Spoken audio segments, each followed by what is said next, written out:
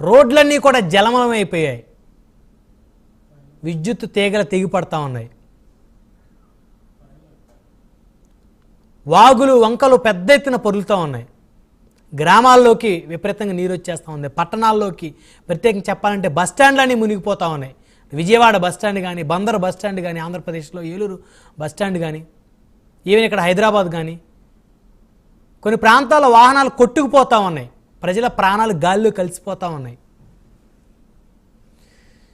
ప్రభుత్వాలు విపత్తు చర్యలు చేపడుతున్నప్పటికీ కూడా ప్రజల ప్రాణాలు ప్రకృతి విలయ తాండవం ముందు నిలబడలేకపోతూ ఉన్నాయి. ప్రతిసారి ప్రతి సందర్భంలోనూ ఇలాంటి ప్రమాదాలే జరుగుతూ ఉన్నాయి. ఎందుకు ఇలాంటి ప్రమాదాలు జరుగుతూ ఉన్నాయి?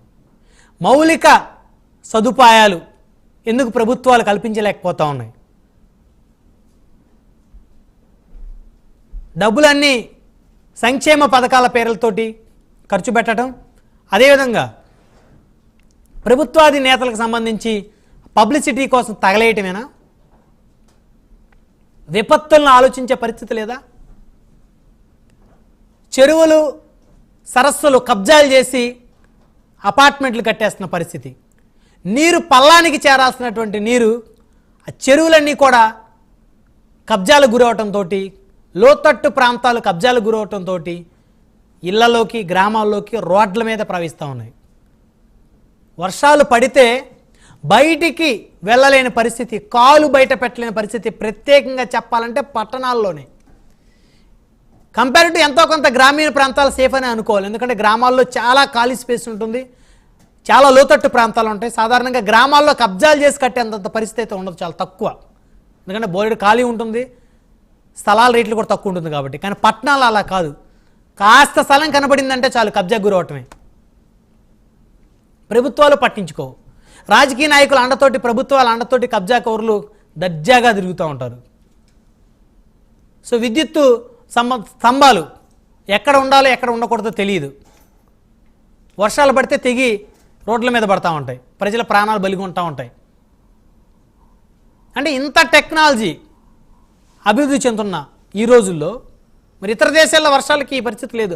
పెద్ద పెద్ద వరదలు, సునామీ లాంటివి వస్తే ఇంకెవరో ఏం చేయలేం. కానీ సాధారణ వర్షాలు పడితే మోకాల పైగా నడుములోతు మునిగిపోయే పరిస్థితి. సో ఈ పరిస్థితి మారాలంటే ప్రభుత్వాల్లో కాదు, ప్రజల్లో కూడా మార్పు రావాలి. బడ్జెట్ అంతా పప్పు బెల్లాల పథకాలకు కాకుండా కష్టపడే తత్వాన్ని అలవాటు చేసుకోవాలి. అవకాశం ఉన్న మేరకే అర్హులు మాత్రమే సంక్షేమం తీసుకోవాలి. ఎవరైతే దారిద్ర్య రేఖకు దిగువగా ఉన్నారో, దగ్గరగా ఉన్నారో వారు మాత్రమే తీసుకోవాలి. అలాంటప్పుడు ఇలాంటి పరిస్థితులు రావు. సో ఈ పరిస్థితులు నివారించాలంటే ఏం చేయాలి? మనం ఎప్పుడు రాజకీయాల మీదే చర్చ, ఆ పార్టీని ఈ పార్టీ, ఈ పార్టీని ఆ పార్టీ తిట్టుకోవడం సరిపోతుంది జీవితకాలం అంతా కూడా. ఇలాంటి విపత్తులు, భయంకరమైన విపత్తులు వచ్చినప్పుడు విపత్తుల నుంచి ఎలా బయటపడాలి? ఇంత టెక్నాలజీ డెవలప్ అవుతున్నా ఇంకా ప్రజల ప్రాణాలు ఎందుకు బలిగొంటా ఉన్న పరిస్థితులు, ఈ అంశాలను చర్చిద్దాం. రెడ్ అలర్ట్, తెలుగు రాష్ట్రాల్లో రెడ్ అలర్ట్. ఇదే వాళ్ళ ప్రైమ్ డిబేట్లో మనతో పాల్గొనడం కోసం దాసరి కిరణ్ గారు, జనసేన పార్టీ రాష్ట్ర అధికార ప్రతినిధి, మనతోటి స్టూడియోలో అందుబాటులో ఉన్నారు. అదేవిధంగా సయ్యద్ రఫీ గారు, తెలుగుదేశం పార్టీ రాష్ట్ర అధికార ప్రతినిధి, మనతో జూమ్ కాల్ అందుబాటులో ఉన్నారు. అదేవిధంగా కారుమంచి రమేష్ గారు, వైఎస్ఆర్ కాంగ్రెస్ పార్టీ అధికార ప్రతినిధి, మనతో జూమ్ కాల్ అందుబాటులో ఉన్నారు.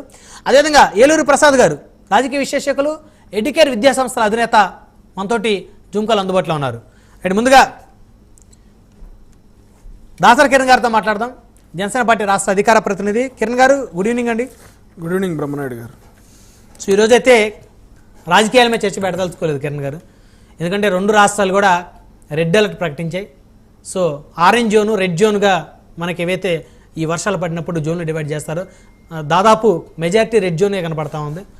బస్టాండ్లు మునిగిపోతా ఉన్నాయి, ప్రజలు బయటికి పోయే పరిస్థితి లేదు, రోడ్లన్నీ అస్తవ్యస్తం అయిపోయాయి, కొంతమంది ప్రాణాలు కూడా కోల్పోయిన పరిస్థితి ఉంది, వాహనాలు కొట్టుకుపోయి కరెంటు తీగల మీద పడి. సో ఇలాంటి పరిస్థితుల నుంచి బయటపడాలంటే ప్రభుత్వాలు ఎలాంటి చర్యలు తీసుకుంటే బాగుంటుంది? సో రాజకీయ పార్టీలకు అతీతంగా ఏ విధమైనటువంటి నివారణ చర్యలు తీసుకుంటే బాగుంటుంది? అందరికీ నమస్కారం అండి. బ్రహ్మనాయుడు గారు, ముందుగా ఈ రోజున ఈ టాపిక్ చర్చకు తీసుకున్నందుకు ఖచ్చితంగా మిమ్మల్ని ప్రైమ్9 యాజమాన్యాన్ని ఖచ్చితంగా అభినందించాలి. ఎందుకంటే ప్రతిరోజు ఊకదంపుడు ఉపన్యాసాలు, లేదంటే ఆ పార్టీలని ఈ పార్టీలు తిట్టడం, ఈ పార్టీలను ఆ పార్టీలను తిట్టుకోవటం, వ్యక్తిగతంగా విమర్శలు చేసుకోవటమే కాకుండా నిజంగా ప్రజలకు ఏం కావాలి, విపత్తులు వచ్చినప్పుడు ప్రభుత్వాలు ఎట్లా స్పందించాలి, డిజాస్టర్ మేనేజ్మెంట్ని ఎట్లా చేసుకోవాలి, లేకపోతే మౌలిక వసతుల గురించి ప్రాపర్గా ఎట్లా చర్చ జరగాలి, లేకపోతే న్యాచురల్ కలామిటీస్ వచ్చినప్పుడు పార్టీలకు అతీతంగా, ప్రజలు కులమతాలకు అతీతంగా, రాజకీయాలకు అతీతంగా ఎట్లా ముందుకొచ్చి మనం ఆ డిజాస్టర్ని త్వరగా రికవర్ చేసుకోవాలి, ప్రభుత్వాలు ఎట్లా స్పందించాలి అని ఒక అర్థవంతమైన చర్చ జరిగితే ఖచ్చితంగా ఇది ప్రజల్లోకి వెళ్ళిన రోజున, ప్రతి ఒక్కళ్ళు దీన్ని బాధ్యతగా తీసుకున్న రోజున మనం న్యాచురల్ కలామిటీస్ కానీ లేకపోతే మ్యాన్మేడ్ డిజాస్టర్స్ కానీ ఏం వచ్చినా కూడా వెంటనే దాన్ని తట్టుకుని రివైవ్ అయ్యే పరిస్థితి ఉంటుంది. ప్రతి ఒక్కరిలో అవగాహన రావాలండి. ఎందుకని చెప్తా ఉన్నానంటే, బోరుబావిలో పిల్లోడు పడినప్పుడు ఖాళీగా ఉన్న బోరుబావులన్నీ మూసేయాలని చెప్తా ఉంటాం, కానీ ముయ్యరు. కానీ కేవలం రాహిత్యం అంటే ఆ సిచ్యువేషన్ వచ్చినప్పుడే మనం కళ్ళు తెరుస్తాం, అప్పుడే ఊగిపోతాం, పూనకాలు వచ్చినట్టు బోరుబావులన్నీ మూసేయాలంటాం, అక్కడే కంకణం కట్టుకుంటాం, కానీ ఆ తర్వాత రోజున మర్చిపోతాం. మళ్ళీ ఇట్లా వర్షాలు పడినప్పుడు, రోడ్లు మునిగిపోయినప్పుడు మళ్ళీ డ్రైనేజీల గురించి మాట్లాడుకుంటాం, డ్రైనేజ్ వ్యవస్థ సరిగ్గా లేదంటాం, ప్రభుత్వాలు సరిగ్గా పనిచేయట్లేదంటాం. అసలు ప్రభుత్వాల సంగతి పక్కన పెడితే ప్రజలుగా మనకెటువంటి బాధ్యత ఉంది? ఇప్పుడు ఒక ఇల్లు కట్టేటప్పుడు ప్రాపర్ ప్లానింగ్ పర్మిషన్కి వెళ్ళినప్పుడు దాన్ని మనం ఏదన్నా ఆల్టర్ చేసి కడుతున్నామా, లేకపోతే మోడిఫికేషన్స్ చేస్తూ ఉన్నామా, లేకపోతే డ్రైనేజ్ వ్యవస్థను కరెక్ట్గా నిర్మిస్తూ ఉన్నామా, ప్రాపర్గా అవుట్లెట్ని వేరే ప్రాపర్గా పాస్ అవ్వడానికి మనం సరైన ఆ స్పేస్ని ఇస్తూ ఉన్నామా, వెంటిలేషన్కి సరైన స్పేస్ ఇస్తూ ఉన్నామా, ఏదైనా అపార్ట్మెంట్లు కట్టినప్పుడు ఆ ఫైర్ ఇంజిన్ ఏదైతే ఉందో, ఏదైనా ఫైర్ యాక్సిడెంట్స్ జరిగినప్పుడు సో దానికి సంబంధించి ప్రాపర్గా మనం పాటిస్తూ ఉన్నామా అనేది కూడా మనం ఇక్కడ దృష్టిలో పెట్టుకోవాల్సిన అవసరం ఉంది. కేవలం ప్రభుత్వాలు కానీ రాజకీయ నాయకులు కానీ పథకాల మీద దృష్టి పెట్టి మీకు 10,000 ఇస్తాము, మీకు 15,000 ఇస్తాము, లేకపోతే మీకు అది చేస్తాం ఇది చేస్తాం అని మభ్య పెట్టడం కాకుండా మౌలిక వసతులు ఏవైతే ఉన్నాయో, రోడ్స్, డ్రైనేజెస్, పిల్లలకు కావాల్సిన చదువు, మనకి ప్రజలకు కావాల్సిన వైద్యం, ఇవేవైతే బేసిక్ కమ్యూనిటీస్ ఉన్నాయో అవి ప్రాపర్గా ఉంటే డెవలప్మెంట్ అనేది ఆటోమేటిక్గా జరుగుతుంది. ఈ రోజున రోడ్లని గాలికి వదిలేసాం, డ్రైనేజెస్ని గాలికి వదిలేసాం, బస్ స్టాండ్స్ మునిగిపోతూ ఉన్నాయి, నేషనల్ హైవేస్ మునిగిపోతూ ఉన్నాయి, ఫ్లైఓవర్స్ కడతా ఉన్నారు. ఫ్లైఓవర్స్ మీద వర్షం పడినప్పుడు దాన్ని ప్రాపర్ ఛానలింగ్ చేయకపోతే రెయిన్ వాటర్ వెళ్ళటానికి, వర్షం పడుతుందని ఫ్లైఓవర్ కింద ప్రజలు నుంచుంటే బైకర్స్, 2 వీలర్స్ కానీ నడుచుకుంటూ వెళ్ళేవాళ్ళు కానీ ఆ రెయిన్ వాటర్ వాళ్ళ మీద పడతా ఉంటుంది. ప్రాపర్గా మనం పైప్ లైన్ చేసుకుని దాన్ని ప్రాపర్ ఛానలింగ్ చేసుకుంటే, రెయిన్ వాటర్ హార్వెస్టింగ్ చేసుకుంటే ఎన్ని ఉపయోగాలు ఉంటాయో ఎవరు పట్టించుకోరు. అవినీతి తారాస్థాయికి పెరిగిపోయింది. ఖచ్చితంగా టౌన్ ప్లానింగ్ ఆఫీసర్ దగ్గర నుంచి, దాన్ని ఎగ్జిక్యూట్ చేసే వాళ్ళ దగ్గర నుంచి, ప్రజల దగ్గర నుంచి అందరిలో కూడా ఈ మార్పు రావాల్సిన అవసరం ఉంది. ఎందుకంటే చెరువులు మూసేసి అపార్ట్మెంట్లు వచ్చేస్తా ఉన్నాయి.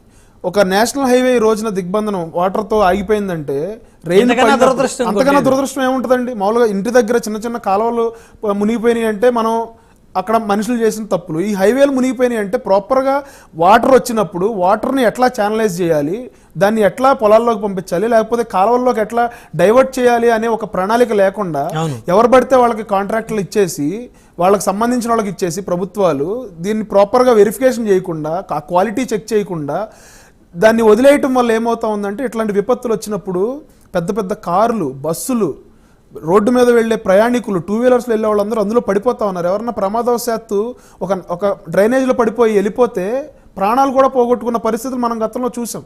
ఇంతకుముందు పెద్ద పెద్ద సిటీస్లో, ఢిల్లీ లాంటి మహానగరాల్లో, చెన్నై లాంటి మహానగరాల్లో, ముంబై లాంటి నగరాల్లో, హైదరాబాద్ లాంటి నగరాలు ఊళ్ళకు ఊళ్ళు, ఈ కాలనీలు మునిగిపోవటం, 10 కోట్లు 15 కోట్ల రూపాయలు ఖర్చు పెట్టి కట్టుకున్న విల్లాలు మునిగిపోవటం, అవన్నీ మనం చూసాం. ఎంత ఆస్తి నష్టం జరిగింది.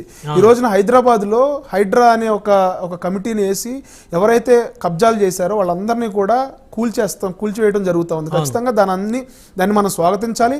అట్ ద సేమ్ టైం మనం కూడా మన బాధ్యతని మన వంతు నిర్వర్తించాలి. ఇలాంటి హైడ్రా ఆంధ్ర కూడా రావాలంటారా? సార్ ఖచ్చితంగా ఎక్కడైతే ప్రాపర్ ప్రికాషన్స్ అయితే తీసుకోవాలి, రూల్స్ పాటించాలి. రూల్స్ పాటించిన తర్వాత గవర్నమెంట్స్ బాధ్యతగా ఉండాలి, ప్రజల బాధ్యతగా ఉండాలి, అందరూ పన్నులు కట్టాలి. 150 కోట్ల మంది జనాభా ఉంటే మన దేశంలో కేవలం 2% వరకే మనం పన్ను కడతా ఉన్నాం. మిగతా అంతా కూడా ప్రభుత్వం మీద ఆధారపడతా ఉన్నాం. సో ప్రభుత్వాలు కూడా ప్రాపర్ ఇన్ఫ్రాస్ట్రక్చర్ బిల్డింగ్ మీద కేర్ తీసుకుని నెక్స్ట్ 100 సంవత్సరాల కోసం ఆలోచించాలి. నెక్స్ట్ 5 సంవత్సరాల కోసం కాదు, నెక్స్ట్ వచ్చే భావి తరాల కోసం, నెక్స్ట్ వచ్చే 10 తరాల కోసం ఆలోచిస్తే మనకి ఇటువంటి ప్రమాదాలు వచ్చినప్పుడు మనం తప్పించుకోగలుగుతాం. మనం సిఆర్జెడ్లో కోస్టల్ రెగ్యులేటరీ జోన్లో ఉంటే అక్కడ కట్టేస్తూ ఉంటారు పెద్ద పెద్ద కట్టడాలు, దాన్ని మనం పట్టించుకోం. ఎప్పుడో తుఫాన్లు వచ్చినప్పుడు ఈ సిఆర్జెడ్ జోన్లో ఈ కట్టడాలు కట్టారు, ఈ అపార్ట్మెంట్లు కట్టారు, లేకపోతే ఈ ఫ్యాక్టరీలు కట్టారు అని చెప్పి అప్పుడు మొత్తుకుంటాం.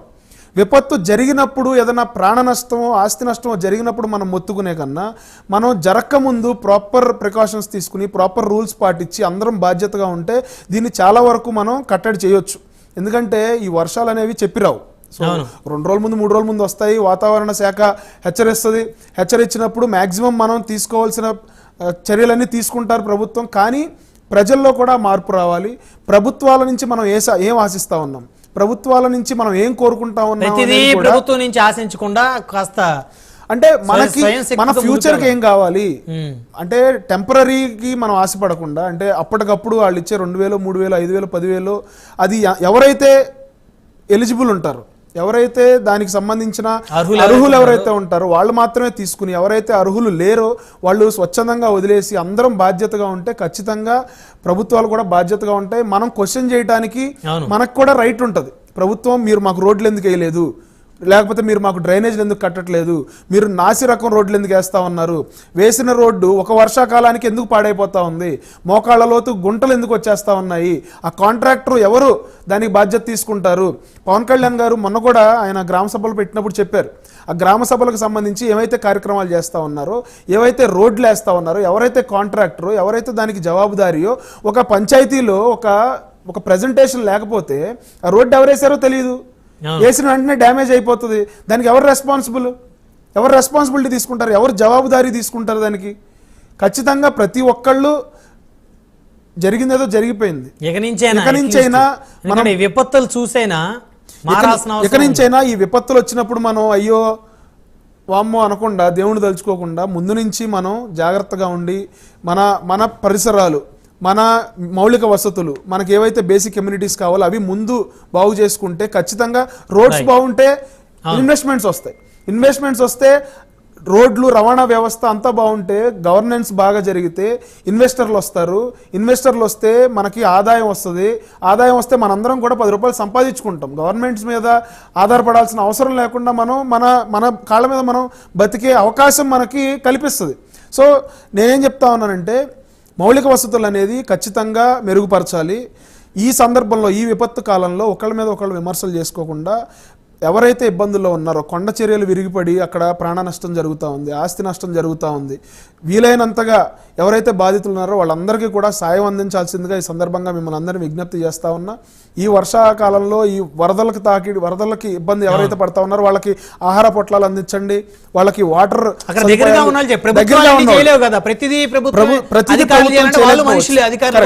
ప్రతిదీ ప్రభుత్వం చేయలేకపోవచ్చు. అక్కడ అందుబాటులో ఉన్న వాళ్ళు ఎవరైతే సోషల్ రెస్పాన్సిబిలిటీగా మీరు తీసుకుని వాళ్ళకి అక్కడ సహాయ సహకారాలు అందించండి.